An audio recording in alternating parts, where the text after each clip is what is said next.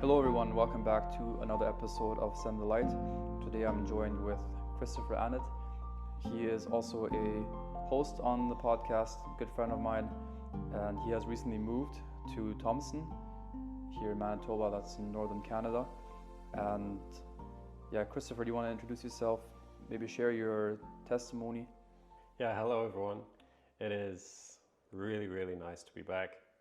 Been gone for a while, and yes, for those who don't know me, I am a host of this podcast, and I'm really encouraged by the work that I've seen happening, and that I've been able to be a part of it is super encouraging.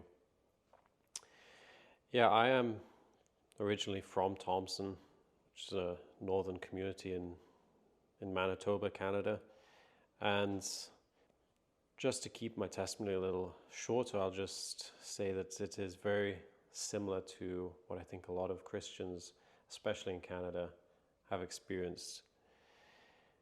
If you can picture a small Christian family growing up, kids homeschooled, and yeah, as a child, we were taught about the gospel from very early on. This was very clear to me from such a young age that I needed to accept this. It was just the truth. It made the most sense to me. And I wouldn't say there was that much of an emotional aspect in it, but I knew that was the right thing to do. I did it. I accepted Jesus into my life. And from then on, I would say I tackled life with the same simple outlook that this is the right thing to do, then that's what I'm going to do. Whether I always did that, now that's questionable, but I always tried to do that. And I think I would encourage actually anyone who is out there seeking to find purpose in life, seeking what is the right religion, just look for the truth, because there is an objective truth out there. And it may be painful to find, it may be completely the opposite of what you were looking for to start off with, but it is there, and the truth will set you free once you find it. And in my case, Christ has set me free. He gave me a new life, and it's so amazing every day just seeing how he leads it, how he guides it, and it's new. Some people look back on their testimony and they're like, he did this one time, but in my example, I know he does this in the present tense. He does new things every day, and it's so amazing to see. And growing up, I would say just quickly that friends around me made me so much of who I am. People came and went, as I think in most childhoods they do. They come for a short time and then they leave. But I was growing up very much a follower. People around me, I followed them. You have your role models. You want to be like them. And parents, if your children have like a certain friend group, make sure that those friends are good, because those friends very much dictate who the child is going to be when they grow up. And that was true in my life. And if you are that friend and you look around, you see, maybe there's this one friend, you're not sure about him, maybe he is saved, maybe he isn't, talk to him, because that may be the one time that he hears the gospel. I wasn't very vocal about it growing up, and I would definitely recommend. So many of my friends never mentioned it to me, but be that one friend who mentions the gospel, who brings it up. Amen. Thanks for your testimony, Christopher. And yeah, for those who don't know him, he grew up in Thompson and then, spent his childhood there, but then moved down with his family. And now recently he got married this summer and moved back up to Thompson with his wife. Yeah, funnily enough, moved back. Let's talk about Thompson, about the mission work that happens there, about the people living there, especially the native Canadians, the indigenous. And what I find interesting when talking to missionaries or people living in the mission fields around the world, that every people group is unique. And because of the different cultures, different the different history that they have, they all have different challenges or obstacles when preaching the gospel to them. For the Native Canadians living in Thompson, what are maybe some obstacles or challenges when trying to preach the gospel to them? Well, I definitely don't claim to be an expert in this. I'm a resident of Thompson, and like you said, the north is unique. One thing, just quickly before we dive into that, a lot of people think that Thompson, is this cut-off place up north that, I have no contact with. It is a flourishing western town, and it is a beautiful place. A lot of people are surprised when they first go there, but it is a beautiful place to grow up, beautiful place to live. And there's nothing, I would say, that could put you off from it at first glance. So be optimistic about it. It is a beautiful place to live. Now, to the people there, one thing that called me and my wife Laura up there was, if as a Christian you're living the Christian life, we're called to be salt and light. What do salt and light have in common?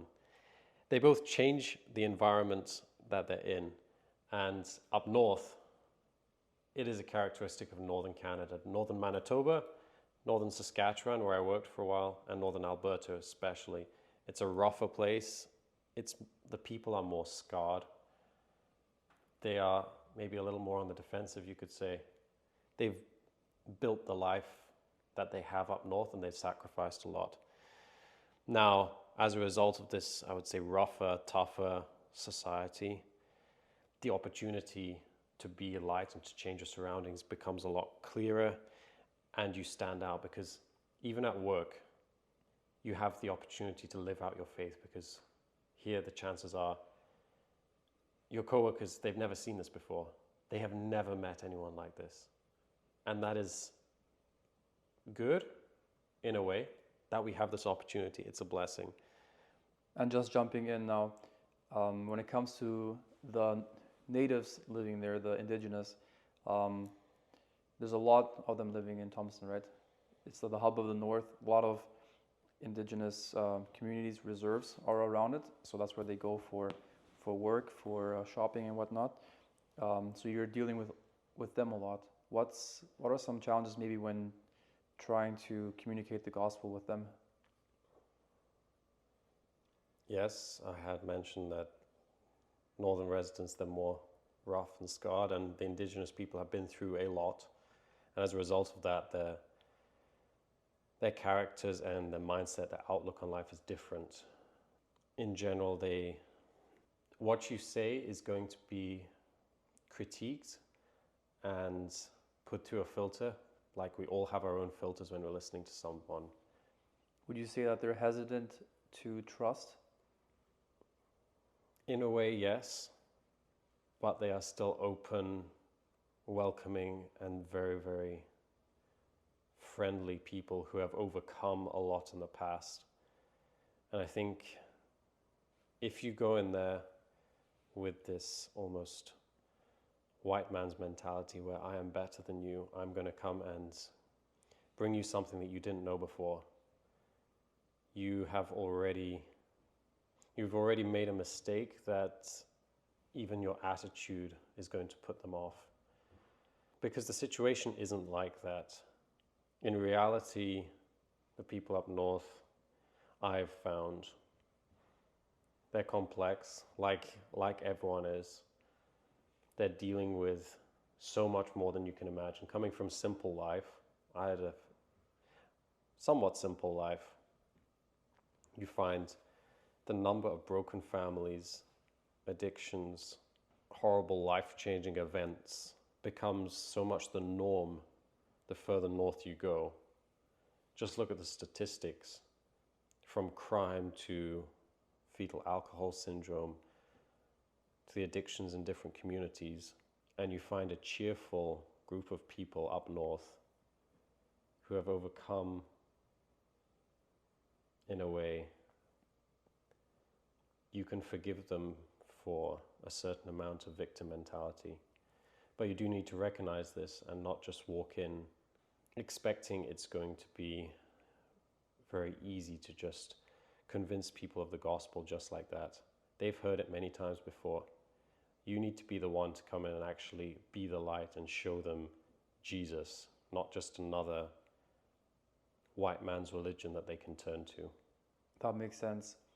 And for those who don't know the history also with Indigenous people in Canada, there was a pretty horrible history with the residential schools where the Catholic Church and Canada together placed a lot of the younger children, took them out of reserves, put them in these residential schools where there's lots of cases of abuse, obviously also tearing these families apart in a way, because they're taken out of these reserves where they have no contact to the schools or are very far away in often cases.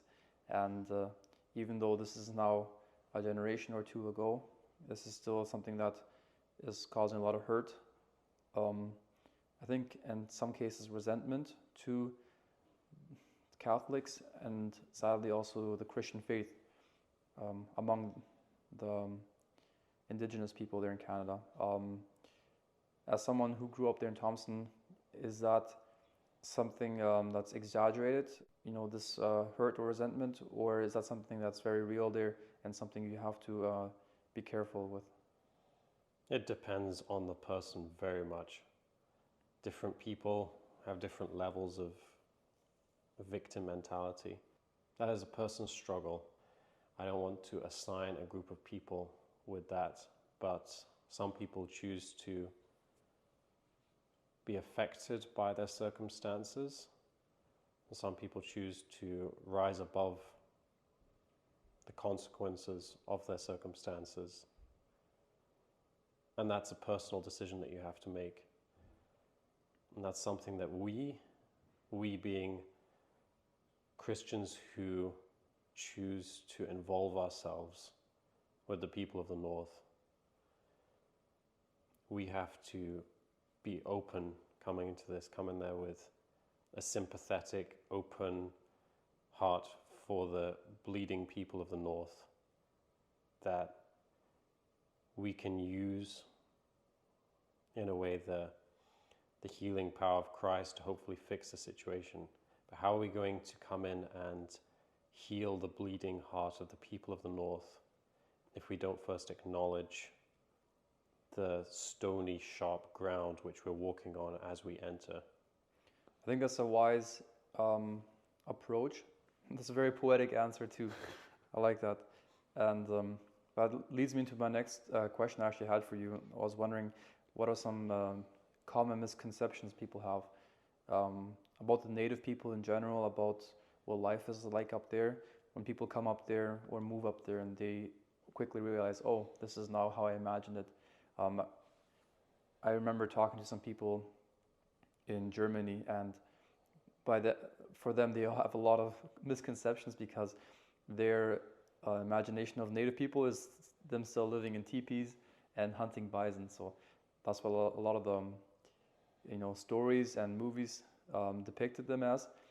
So that's what they imagine as. But I think for us living in Canada, we know that they are obviously very civilized. They are live in reserves and communities together. They still have chiefs, but it's more of a kind of like a government system now, less of the way we have it shown in movies. What are some other misconceptions people have moving up, maybe about the people themselves? Well, like you said, they are in a way just like us. I mean, they are just like us, coming from different backgrounds. If we go in there thinking that we're bringing them something new, chances are that we're not. We're walking on well-trodden ground. Christians have been to the North before. They have heard the gospel. There have been evangelical movements up north. We're talking to very experienced people who it is very easy to come across as arrogant and as if we know better. We don't. We should approach it like a blind man who's found water. Just bringing them our experiences, telling them how we found the gospel, and then showing them the way, pointing them the way, by the way we live, by the things we say. Yeah, and if I can jump in here, Chris, I remember us talking before we started recording, and one thing we talked about is how when people move up, they seem to go through this learning curve where first they think that they can be a big difference maker, that they can cause a revival to happen. And I think that's true, I think, for everyone, that they think that they are special in a way. It's kind of, it feels weird to say it like that, but it's the truth. I think, like Christopher, you mentioned that people move up and they see all these opportunities where they can serve or they can help or talk to people, and then they realize, wow, 5 people have been to this exact person before and have also shared to him the gospel, and nothing seems to have been changed. And I find that when we read about missionaries in the past, these great revivals, success stories, oftentimes it was the result of many years of labor without much result. Sometimes even after the missionaries passed away, then only the revival started, and he never really saw the fruit of his labor during his lifetime. And like you mentioned, Christopher, too, when we're talking privately, that people want to kind of skip to the end, skip to the fruit right away without having to go through the planting season and the watering season and whatnot. And I think that's easier said than done. I think when people move to the mission field, I think that it's maybe healthy to have this hopeful mindset, but I think that's a school that God has to take everyone through, where they have to learn to labor and not expect results right away. You won't always see it. Exactly, yeah. Just do it in a trust and a hope that it is not for nothing. So we talked about some negative things, misconceptions or obstacles, challenges of mission work in the North. What about some positive ones? What are some strategies or things that are well received among the people there? Well, I think there are a couple. The first, maybe most obvious one, would be actually live out your faith. If you come in there as the preacher figure, very few people will either respect you, listen to you, or trust you with their deeper side. And from actually living there, working with brothers and seeing who is actually committed to pouring out their life, investing their life into the people of the North, you could say it as, if they can't come to you with hungry bellies, flat tires, when they've been evicted from their homes, when they just want someone to talk to in an evening, if they can't come to you with those little things, why would they come to you when they have a family member dying, when they're contemplating suicide, when maybe the effects of their childhood are beginning to kick in and they see the way their life is going and they just feel hopeless? Those deeper moments, you have to be their friend, you have to be there for them, you have to invest your life into theirs for them to trust you. It's the same with anyone. Some people will come straight to the preacher figure, but chances are you're going to go to your friend, the one who was always there for you before, and you need to live it out. And like we mentioned before, if your coworkers see the way you live, if it's consistent, and no one is perfect, at least for me, but they must see, what are you setting first? Are you setting first Christ and his gospel, and you respect the people of the North and truly seek for their salvation? Or are you setting first yourself and then using Christianity maybe as a tool to sideswipe people who you think are maybe inferior to you? That is one. I wouldn't maybe use the word strategy, but it's an aspect of the Christian walk that sometimes gets overlooked, sometimes gets passed over by. And people are watching. They watch close.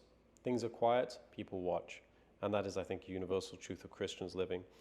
The other challenge, which has huge potential, and I was speaking about that to a few friends and to Maik just before we started recording as well, is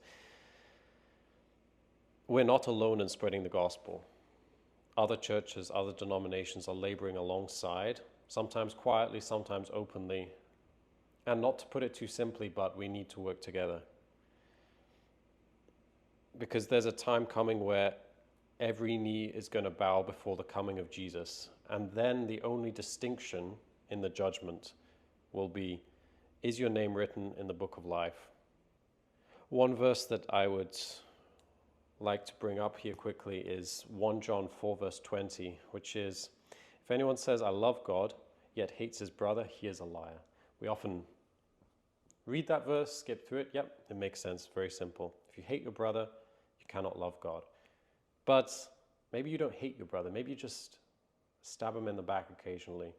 Maybe you resent him because he's having more fruit than you. Maybe you talk bad about him behind his back, or just don't encourage him, or you're not there for him, or you never ask him if he needs help. How can we be faithful servants and we're going behind each other's backs? We need to work together as Christians laboring for the same goal in the north. Because unbelievers, they will notice and discredit our differences, which weakens each other. It strengthens our preconceptions that we have against other denominations, other faiths, even people within our same denomination. Maybe we just don't like someone else's approach. But one passage which was suggested to me recently was Romans 2. And anyone who's listening, I would really encourage you to read Romans 2. Just read it, apply it truly and only to yourself. It's about judging. Our outlook on other believers, especially in the mission field. What is our end goal? And I think it should be very clear, and that is that we are recruiting for Christ's kingdom.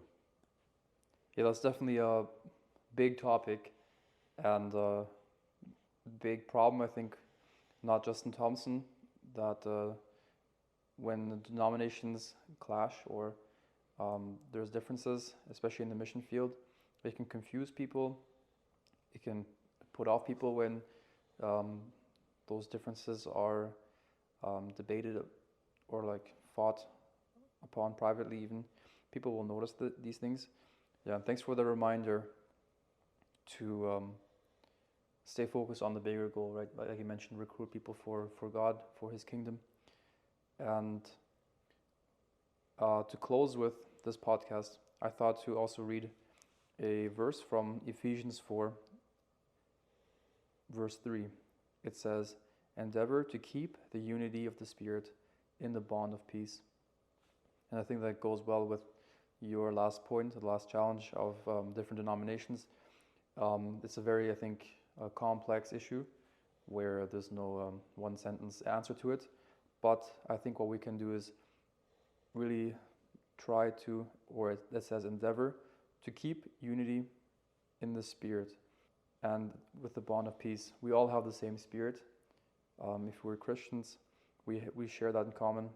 And let's keep that bond of peace.